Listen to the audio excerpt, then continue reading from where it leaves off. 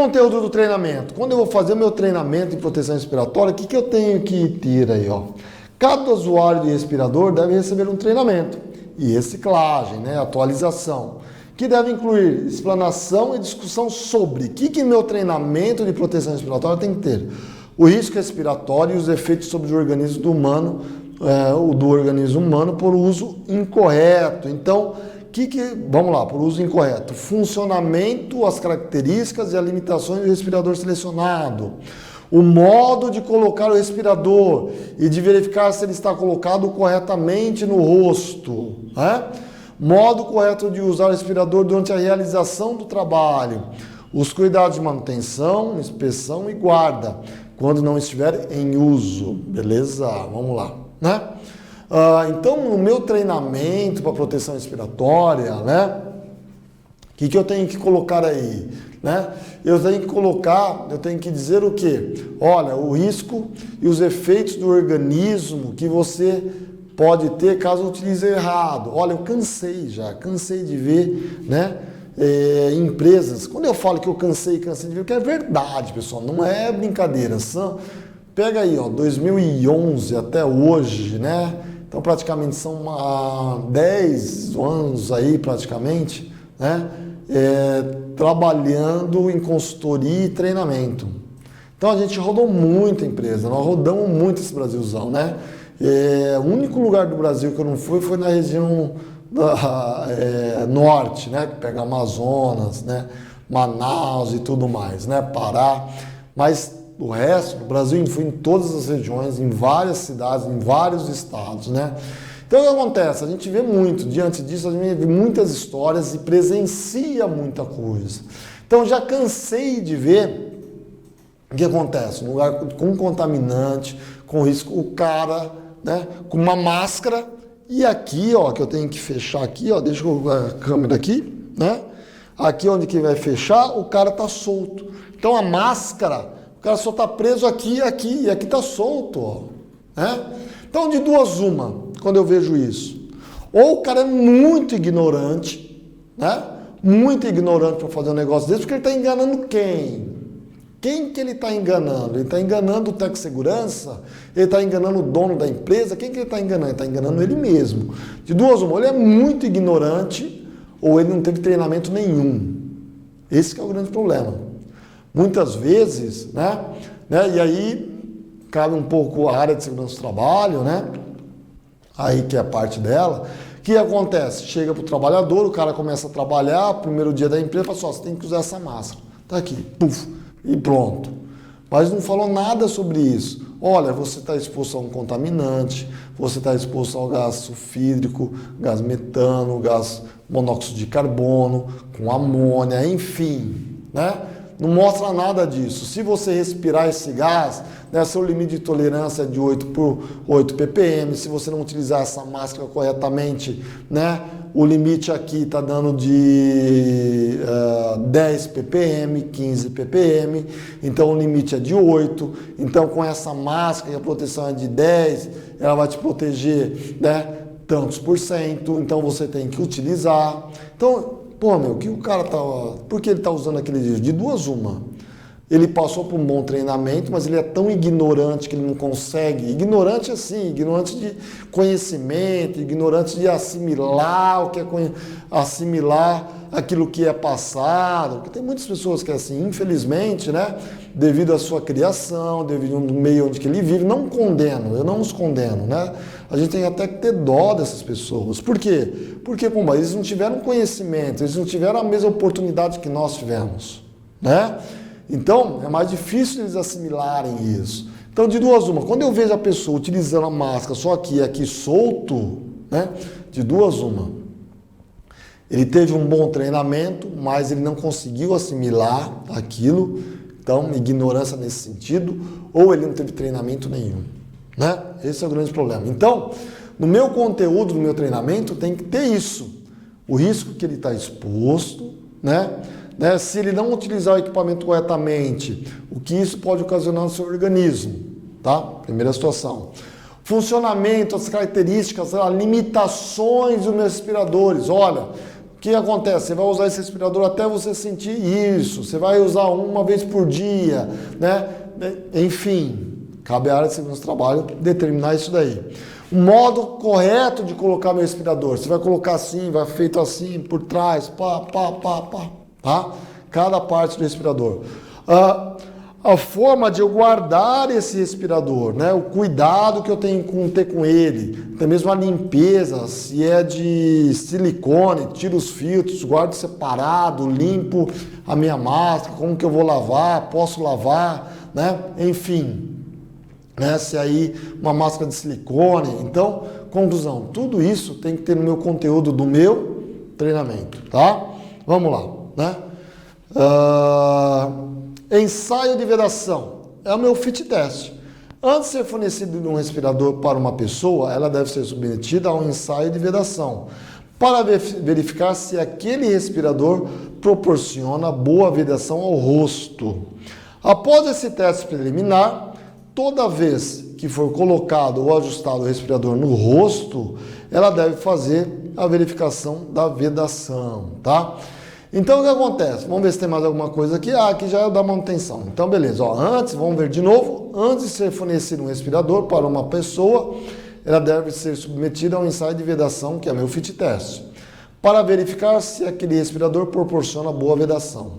Após esses testes preliminares, todas as vezes que colocar ou ajustar o respirador no rosto, ela, né, a pessoa, deve fazer a verificação de vedação. Vamos lá, comigo aqui. Perfeito, tá? Então, o que acontece? Lembra do fit test que eu falei para vocês? É isso daí, ensaio de vedação. Eu coloco a máscara, eu vou determinar qual máscara é melhor para você. É a P, M ou G? Eu determinei que é a G. Coloquei aqui, coloco aquele capuz, né? Eu venho com uma solução, né? Tem vários procedimentos que ele tem que fazer, olha para cima, olha para baixo, de lado, esquerdo, né? Agora você vai falar comigo, fala tal texto, né? Ele vai repetindo comigo, mexendo, tudo, e eu tá com a solução lá. Sentiu alguma coisa? Não senti. Perfeito. Então, ótimo. Esse é o respirador, tá?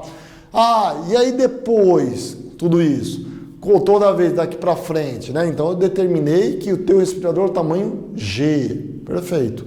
E daqui para frente, Chico, como que eu faço? Daqui para frente, toda vez que você for para a área, eu vou fazer teste de vedação. Coloco meu respirador e tento, né? E fazer o teste de vedação. Se ele colou no meu rosto, pronto, perfeito. Tá aí. Né? Posso utilizá-lo, tá legal, perfeito. Vou para minha área, vou fazer o meu trabalho, né? Vamos ver o próximo aí. Tá? Manutenção. A manutenção dos respiradores deve ser realizada de acordo com as instruções do fabricante e obedecer um procedimento que garanta a cada usuário um respirador limpo, higienizado, em boas condições de uso, tá? Bom, aqui comigo, a manutenção dos meus trabalhadores, a manutenção do meu respirador, tá? Deve ser de acordo com a instrução do fabricante. Então, de onde eu comprei esse respirador? Tá? Geralmente ele vem com um manual ali dizendo como tem que ser feito toda a manutenção desse respirador. Né? Tem que seguir lá de acordo com o fabricante, né? E garantir que o usuário, que é o empregado, né? Utilize sempre um respirador limpo, higienizado, em boas condições de uso, né?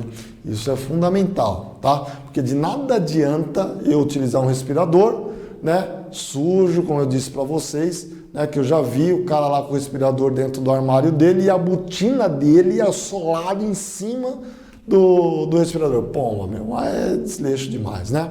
Vamos lá, tá? Inspeção do respirador. O usuário deve examinar o respirador antes de colocá-lo, para verificar se está em boas condições de uso. O respirador deve ser guardado em um local adequado e limpo. Básico, né? Vamos lá aqui comigo, né? Isso básico. Perfeito, tá aí, né? Por mais básico que seja, você tem que falar, às vezes, para o trabalhador, né? Tem que chegar lá e falar, olha, Tá aqui teu respirador, você tem que guardá-lo desta forma, né? Fazer a higienização dessa forma, tá? Então, sempre que você for utilizá-lo, tem que fazer uma inspeção desta forma, fazer a higienização, fazer o teste de vedação, para ver se está tudo ok. Está tudo ok? Aí você vai para a área para fazer aí a utilização desse respirador, tá? Vamos lá, próxima aí, tá? Regras que deverão ser observadas, tá? Alguns fatores influenciam na vedação do respirador, isso é importante, tá? Diante disso, algumas regras deverão ser observadas na utilização desse EPI. Essas regras são: não devem ser usados óculos ou tiras ou hastes que passam na área da vedação do respirador, do tipo com vedação facial, seja de pressão negativa ou positiva. Vou explicar daqui a pouco. Um respirador com peça facial, seja de pressão positiva ou negativa, não deve ser usado por pessoas cujos pelos faciais, barba, bigode, costela ou cabelos possam interferir no funcionamento das válvulas ou prejudicar a vedação na área de contato com o rosto. Não devem ser usados gorros, bonés com abas que interfiram na vedação dos respiradores, do tipo com vedação facial. Os tirantes dos respiradores com vedação facial não devem ser colocados ou apoiados sobre as hastes de óculos, capacetes e protetores auditivos. O uso de outros EPIs, como capacete ou máscara de soldador, não deve interferir na vedação da peça facial, tá? Perfeito. Vamos voltar aqui comigo então, tá? Algumas regras são fundamentais para que o meu respirador, tá, seja eficiente. Então, quais são elas? Primeiro, né? Eu não devo utilizar óculos, hastes e tudo mais. Por quê? A partir do momento que eu utilizo óculos e coloco lá a minha haste por cima o meu elástico, a minha haste do respirador por cima da haste do óculos, isso vai fazer com que vai atrapalhar a vedação, tá? Então, posso utilizar óculos? Posso. Primeiramente, eu vou colocar a minha máscara, depois o óculos por cima. E eu tenho que verificar se essa haste não está atrapalhando o meu processo de respiração, no processo de vedação da minha máscara. Entendeu? Né? Então, um respirador, eu não posso ter barba. Ó, a minha barba aqui, ó, tá vendo que tá meio pretinho? Daqui para frente, ó, isso daqui que eu tô aqui, já esquece. Né? Já não começa a vedar como tem que vedar, né? Já não vai vedar como tem que vedar aqui a minha máscara, né? Eu tive a oportunidade na empresa 3M, que é fabricante de máscara, passar por um sistema de fit test, né? Nós estávamos lá numa plateia, foi um treinamento, né? Nós estávamos lá umas 40 pessoas, 50 pessoas, e aí os caras foram fazer como que eles fazem um teste de vedação dessa máscara, ver se realmente veda ou não, né? Como que é feito isso, né? Porque assim, o que acontece? Como que você sabe, né? Se eu estou aqui com a minha máscara, né? Aqui, ó, né? Eu estou com a máscara aqui. Como você sabe que a quantidade de contaminantes que está entrando aqui? Então, existe uma máquina que faz isso aí, existe um software de computador que faz análise disso. Como que funciona isso? Tá? Então, eu estava lá, então fala assim, olha, quem que se propõe para vir aqui e tudo mais e tal. Aí eles escolheram mais ou menos de acordo com o rosto, né? Então, eles pegaram uma pessoa, uma mulher, né? Tinha mulheres também na plateia e tudo mais, o rosto liso. E eu escolheram que eu estava com uma barba assim, um pouquinho mais até. Só vem você aqui, tá? Beleza, vamos lá. A menina escolheu, fez aquele sistema de fit test, então determinou que tipo de máscara que era. Aí fez o fit test comigo, determinou o tamanho da minha máscara, perfeito. Aí da segunda etapa, isso na plateia, todo mundo vendo lá na frente e tal, a gente lá na frente. Aí na segunda etapa que a gente foi, né? Vamos ver a quantidade de contaminantes que está passando na máscara. A menina foi lá, colocou a máscara, né, certinho, tudo tal, né? Como a gente fala lá, o osso bumbum de bebê, né? O osso da menina, certinho, tal. Pediu para ela lavar porque ela tava com maquiagem e tudo mais e tal. Então ela tirou um pouco da maquiagem, tinha lenço umedecido ali. Ela fez uma limpeza ali na hora e tudo e tal, né? Aí ela colocou a máscara, colocou aquele capuz que eu falei para você, e da máscara saiu um caninho que ia para um sistema de um tipo de um software, né, de um equipamento, e esse caninho que saía da máscara, ia direto para um equipamento que faz uma leitura, que joga para o computador, e aí ele faz essa leitura. Então colocou lá, colocou esse capuz e injetou o produto ali e deixou. Aí perguntou, mexe assim, tá. E aí os caras colocaram no telão, todo mundo vendo. Aí começou os gráficos a aparecer, tipo de produto que era, quantidade que estava passando. E uma outra coisa, esse software ele mede duas coisas. O nível de contaminantes que está aqui fora, ao redor, e o nível de contaminantes dentro da máscara, né? Então o que acontece? Ele mediu aqui, ele tinha dois gráficos lá, né? Então eles iam trabalhando juntos os gráficos, né? O nível de contaminantes que estava entrando na máscara e o nível de contaminante ao redor aqui, que seria meu ambiente de trabalho, né? Então, nítido assim, mostra assim, legal, né?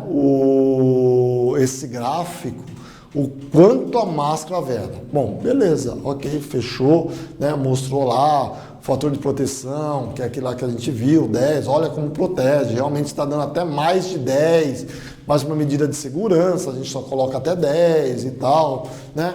Perfeito, fechou. Agora vem o Chico aqui, fui lá eu, com a barba assim, ó, vocês estão vendo, ó, pretinho, tava um pouquinho mais ainda que isso. Colocou, certo? Pá, jogou, cara, é assim, ó. Absurdamente maior a quantidade de contaminante que entrou na máscara, né? Absurdamente maior. Então, sei lá, vamos pensar em ppm, né? Vamos dizer que entrou lá dióxido de carbono. Eu não lembro qual era o gás, mas era um gás que era não faz mal à saúde, nada, né? Claro. Mas vamos dizer que era dióxido de carbono. Vamos dizer que dióxido de carbono, né, com a menina entrou lá 0,1 ppm. Com a menina lá, 0,1 ppm. 0, alguma coisa entrou com a menina lá, né? Quando eu coloquei, né, o mesmo sistema, máscara, tudo, por causa da barba, cara, deu 10, 15, 20 ppm. Absurdamente assim a diferença. Por quê? Só porque eu estava com a barba, né, assim para fazer. Então, a barba, o zelo, né, com a barba é fundamental para que haja aí a vedação, tá? Gorros, bonés, né, capacete, protetor auricular, tudo isso influencia na vedação. Né, não dá para eu falar aqui, mas existe toda aí uma forma, poxa, e aí, como que eu vou utilizar um lugar ruidoso que eu tenho que utilizar máscara? Não tem problema nenhum. Tem toda uma técnica, tem toda uma forma correta de como utilizar isso. Na proteção respiratória, isso vai ser falado aí para vocês, tá? Beleza, vamos lá aqui com a gente de novo aí, tá? Beleza? Aqui nós falamos o quê? Sobre proteção respiratória, tá? Área classificada. Bom, o que é isso? Mais um tópico que a norma determina que a gente passe aí para vocês, tá? Nem toda empresa vai ter isso, mas se você tiver na sua empresa, agora você já vai saber exatamente o que vem a ser. Porque muitos colaboradores, muitos trabalhadores da empresa, né? Às vezes vai estar em um determinado local, vê lá uma placa gigante escrito área classificada. E o cara fala assim, meu, o que é isso? Será? O que tá essa placa aí, área classificada, né? Então, nós vamos saber aí agora o que é essa área classificada e também nós vamos saber o seguinte, né? Quem é que pode, se pode, como que entra, se pode entrar qualquer um, né? Muitas empresas têm lá a área classificada, né? E depois no final daqui desse tópico, né? Eu vou falar o que aconteceu comigo em relação à área classificada, né? E aí tem área classificada, determinada, que não sei o que, DDD, para inglês ver, né? Porque é uma bagunça o local, né? Que não pode. Mas vamos lá ver, o que é isso aí? Área classificada, tá? O que é uma área classificada? Área na qual uma atmosfera explosiva de gás está presente, ou na qual é provável sua ocorrência de ponto de existir. Precauções especiais para a construção, instalação e utilização de equipamentos elétricos. Comigo aqui, tá? Então, o que é uma área classificada, tá? É onde que existe a possibilidade de gases ou pó, né? Gases, vapor inflamável ou pó em suspensão inflamável no ambiente, né? Então, vamos supor, eu tenho, vamos pegar como exemplo uma usina de açúcar e álcool, né? Então, na entrada da usina, na parte produtiva, né? Para quem conhece usina de açúcar e álcool, se você trabalha agora em uma usina de açúcar e álcool, né? Então a gente sabe o seguinte, tem a entrada do caminhão lá, caminhão de cana, né? E a mesa lá onde está o hilo e tudo mais, começa o processo ali, é isso? Joga para a mesa, levantadora, vai para a moenda ou para o difusor, faz toda a extração do caldo, vai para o caldo, e aí vai, até chegar onde ou produção de açúcar ou destilaria, né? Antes de chegar na destilaria, tudo isso aí, todo mundo é liberado, quando todo mundo vai a qualquer lugar e tudo mais. Mas a hora que entra na destilaria, o meu produto, para ser feito o álcool, ali posso caracterizar, não são todas as usinas que fazem isso, né? São poucas, na verdade. Ali eu já posso caracterizar ali como uma área classificada. Então, área classificada é onde que existe presença, muita presença constante, né? De gases, vapores ou pó em suspensão no ar, inflamáveis, produtos inflamáveis, né? Constantemente. Pode ser a empresa inteira, né? Toda a empresa pode ser uma área classificada ou somente um setor, uma área pode ser caracterizado como uma área classificada.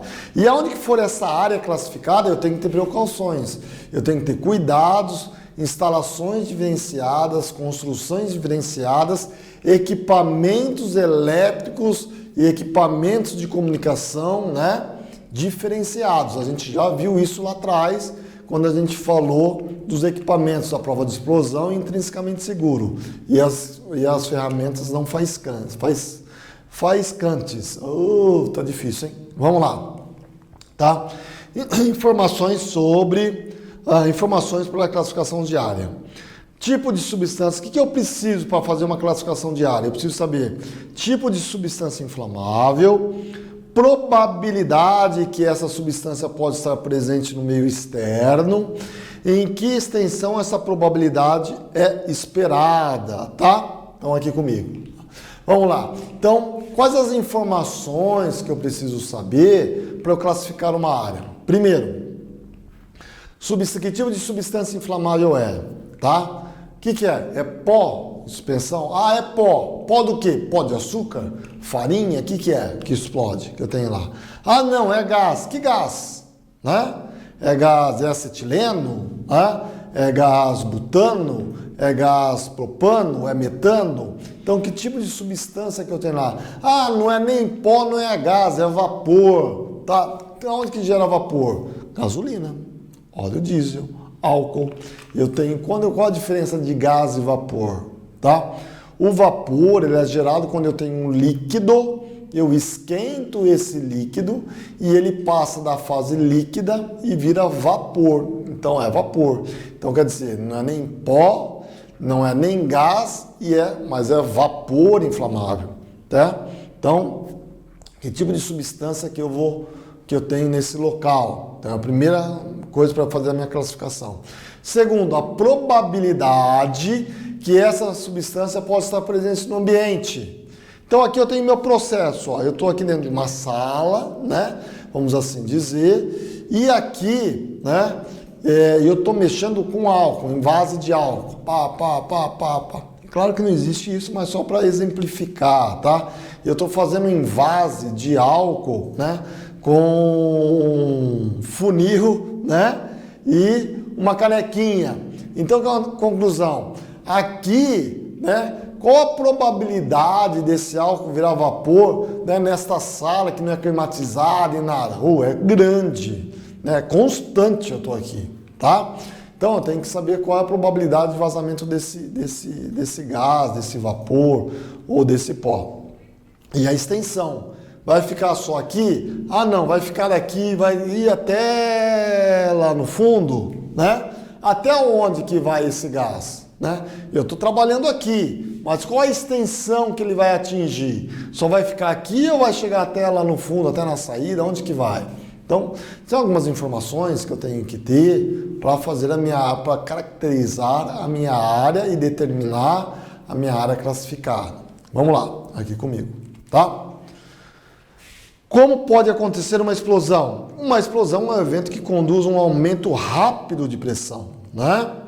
Como pode acontecer essa explosão? Esse aumento de pressão pode ser causado por reações nucleares, elevação de pressão em vasos, materiais explosivos, explosão de vapor de água no metal, combustão de gás ou vapor, combustão da poeira. Então, ó, pode ver que os dois últimos aí está em negrito, tá? Então, aqui comigo, como pode gerar uma explosão, tá? Um aumento repentino da pressão interna de algum gás, né? De uma tubulação e tudo mais, né? Então, o que acontece? Eu tenho armazenado também um gás lá, lembra lá que eu posso ter lá o acetileno armazenado e ele estiver uma reação espontânea, ele der alta ignição, que chega a uma temperatura de 300 e poucos graus Celsius, não é isso? Né?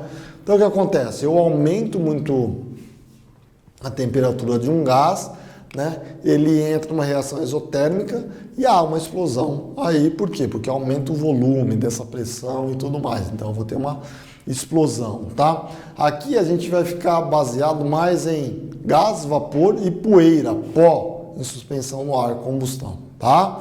Bom, vamos lá. Princípios de classificação, vamos lá aqui comigo, né?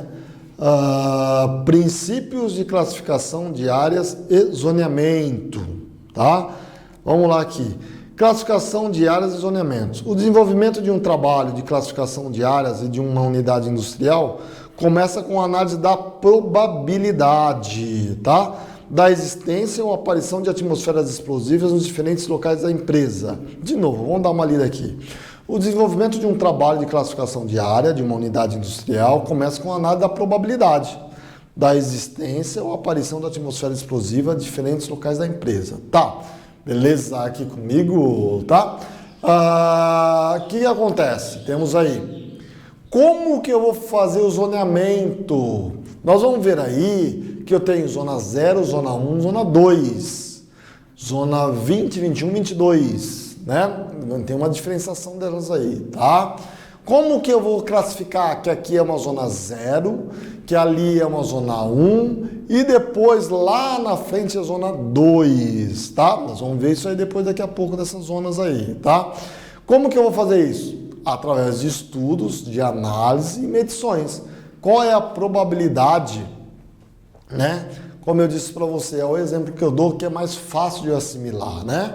Então, imagine só, eu estou aqui dentro de uma sala e eu estou envasando, colocando, eu tenho tambores grandes de 200 litros de álcool, tá? A 70 graus aí, né? Aí de álcool, né? Ou 90%, né, de álcool. E eu pego colocando tudo em garrafas pequenas, né? Estou colocando em garrafas pequenas. Então, qual a probabilidade de aqui eu ter vapor, né, desse álcool? Praticamente 100% é a probabilidade, né? Perfeito. Então, qual é a probabilidade desse vapor, dessa sala que eu estou fechada, sair pela porta, por baixo da porta? Olha, aí já diminuiu.